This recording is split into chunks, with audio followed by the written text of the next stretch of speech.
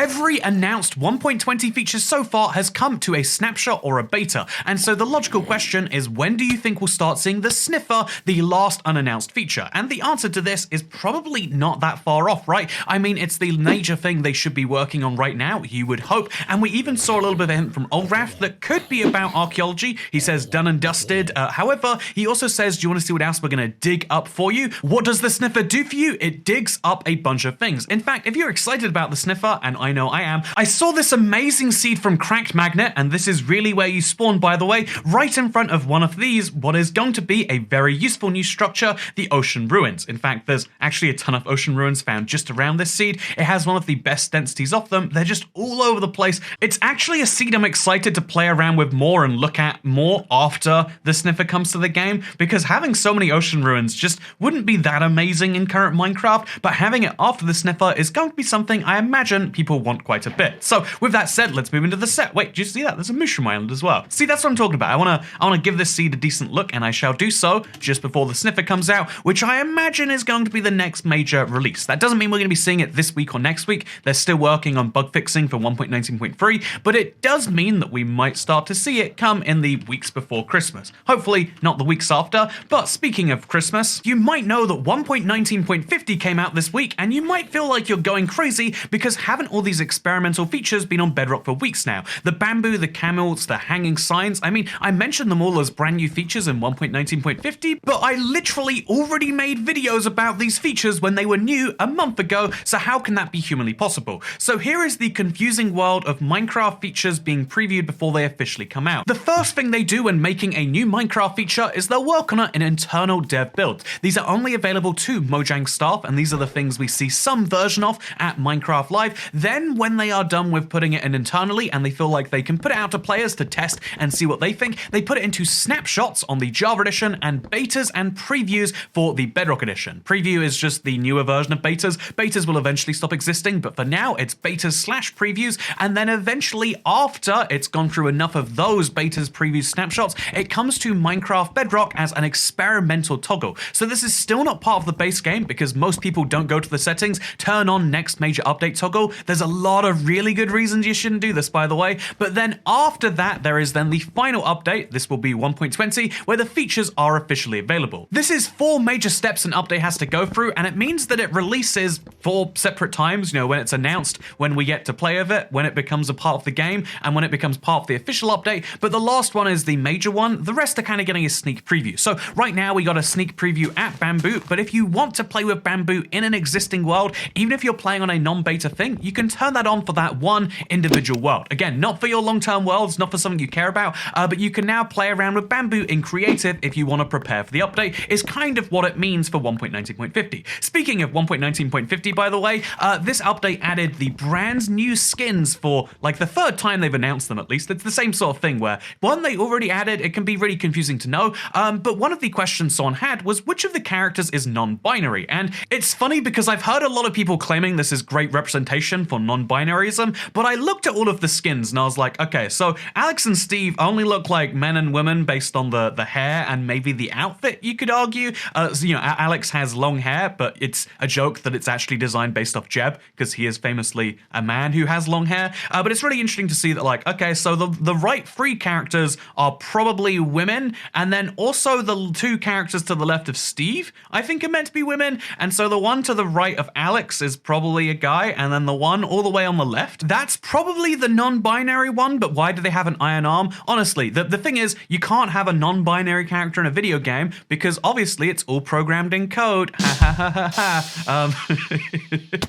That's the real point here. I think a lot of people are blindly praising these new skins, which is, fine to do, I guess, but I think it's important to say, actually, as just new skins, I don't think they're very good. Look at Alex and Steve there in the center, and look at how different all the skins look in terms of, no, again, not skin color or anything like that, but in terms of just design. They're all wearing pristine outfits. What's the deal with that? They're meant to be surviving in a wildland. Why are they looking so well dressed? They also have far too much detail in their clothing or their shoes, even in the case of this one, and then also they've all got the exact same face as Alex, just in different tones. Why is Steve the only character with a nose? I don't know if it's a perfect fit for Minecraft. I think in reality 99% of players ignore this forever, and I wonder if it was feels good for anyone besides saying, yeah, we did a good thing, which ultimately a lot of people have said like, well, isn't it just like trying to signal, virtue or something like that? And ultimately, even if that's the case, if it motivates Minecraft developers to think, yeah, we're making such a better game, and then they use that motivation to make the game better in other ways, that's a good thing, I think, probably. Is that what's happening? I don't know for sure. All I know is that Wolffire88 says now that Bedrock has spectator mode, is hardcore mode soon to follow?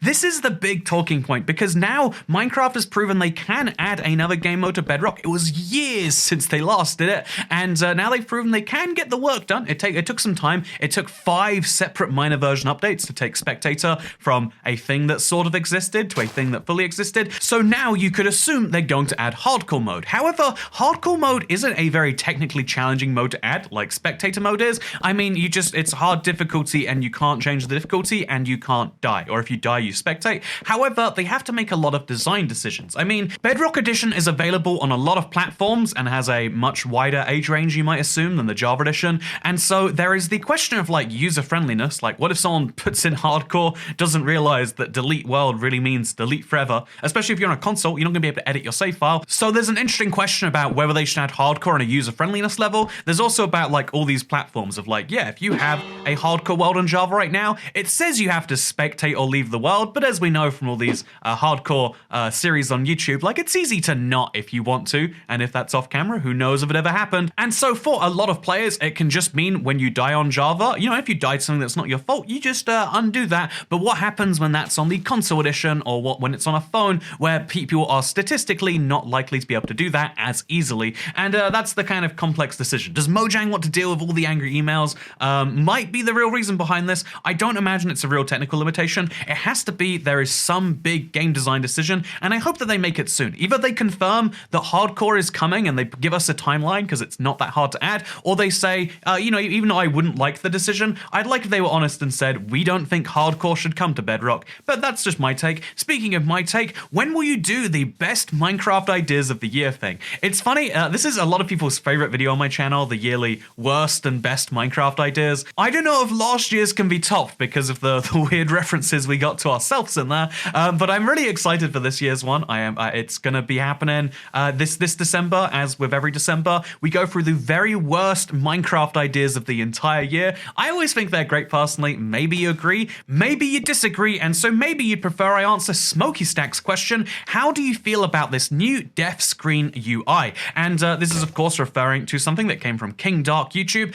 By data mining the files, they found a new intended deaf screen. This is something Mojang's been talking about for a while, unifying Java and Bedrock in the deaf screen, and this one honestly looks pretty good in my opinion. I think that Minecraft UI is one of the most disappointing parts of the Bedrock edition, and I understand that they've got a lot of sales metrics they need to keep track of, etc. But it's a real shame that the menu screen has stayed the same for so long with, I think, it's not the perfect thing, especially for consoles, but I think the biggest shame is the fact that there's a new menu screen that they're really proud of. It's got some issues with it, but this isn't the same menu screen that you get when you edit a world. So now by making a new menu screen, which I'm not like the biggest fan of in the world, they've actually just created 2 separate menu screens, and it's just a headache to navigate a user interface and not know which of the 2 UIs you're going to get. And so the same thing is my worry with deaf messages. Like, okay, this is good, but if they add it and it's just this, we're wonderful. If they add it and there is, lots of different deaf screens depending on your platform or the way you die, that would be a bit of a mess. I think this is smooth. I think this is clean. I think Minecraft could work on more smooth, clean things, especially the menu in-game, but that's a point for another time, I guess. Speaking of points for another time, was this supposed to be a podcast? Asked Josh Stevens on a video titled, Are Smaller Updates the Future of Minecraft? Brackets, podcast 4, and that's a joke because obviously the rest their comment is, well, there is video content which you directly mention talking about the new menu screen. Yeah, I went on a bit of a rant about the menu screen in that video. But yeah, I think it is a podcast, by the way, Deep in the Mine. It's a thing I do here on YouTube. There's now a playlist you can check out so you can watch all of them in one place. And if you've been asking for a podcast, which a lot of people have, then now you know where you can find it. Speaking of things that you know where you can find them, this is actually unrelated to that. I just like fun transitions. But the next question comes in from David Solomano, who is asking the age-old question of, wow, Minecraft sure should have a thirst mechanic. This actually came up in one of the podcasts, but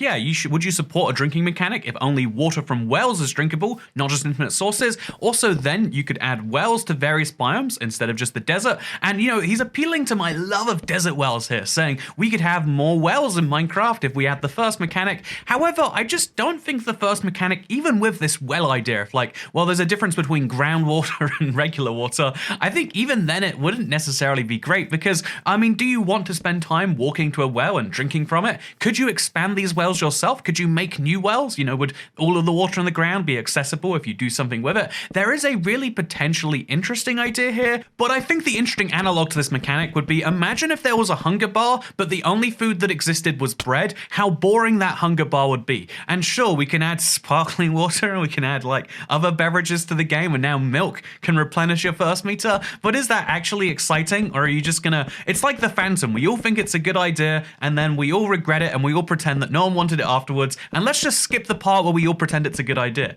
Speaking of pretending it's a good idea, it is Streammas now, by the way. That's right, every day in December, I've been streaming on the channel, and I posted this meme to promote one of my streams about it, the very first one, in fact, and I got this comment which said, remind me again why we can't just have both now, because obviously Mending and Infinity are mutually exclusive on both. If you don't know that, that's a fun fact. It's actually something that relates to my Nerf video too, because I do think that Minecraft needs more mutually exclusive enchantments, because then you have to make interesting decisions about how you build your tools. Right now, the objectively best pickaxe is you put, efficiency 5, you put unbreaking, and you put mending on. You might choose silk touch, you might choose fortune, but when it comes to shovels and axes, you probably just choose silk touch, and then that is your equipment chosen. And I think if there were more interesting decisions like sharpness versus smite, or mending versus infinity, there would be better decisions in Minecraft. By the way, like I said, Streammas is now going. It is the third day of Streammas, and on the third day of Streammas, Toycat gave to me a stream that starts just after this video. I hope to see you there. It will be Christmas related. It's going to be a lot of fun. We're going to check out some Christmas themed maps, maybe even get around to the classic, console edition Christmas mashup pack. It's going to be a lot of fun, and I look forward to seeing you later tonight. Have a good day, everyone, because I'll see you tonight, and then tomorrow, and then almost every day in December until the 25th. Goodbye.